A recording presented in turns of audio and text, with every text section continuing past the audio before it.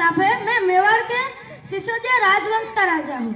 मेरा जन्म 9 मई 1540 के रोज राजस्थान के कणगढ़ के किले में हुआ था। मेरे पिता का नाम उदय सिंह और मेरी माता का नाम महारानी जयवंती बाई था। वो राणा संगम की पौत्री थी। मेरे प्रिय घोड़े का नाम चेतक था। चेतक विश्व का सबसे श्रेष्ठ घोड़ा था। मैं अपने 72 किलो का बखत्तर और अपने हाथ में 81 किलो का भाला सहित 153 किलो और अपने हाथ में तलवार के वजन सहित 208 किलो वजन लेकर युद्ध भूमि में युद्ध लड़ने उतरता था। 1576 की बात है।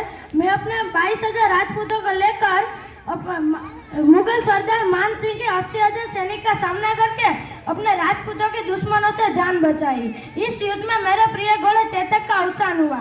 माना कि थोड़ा पानी कम है इस राजस्थान की मिट्टी में, माना कि थोड़ा पानी कम है इस राजस्थान की मिट्टी में,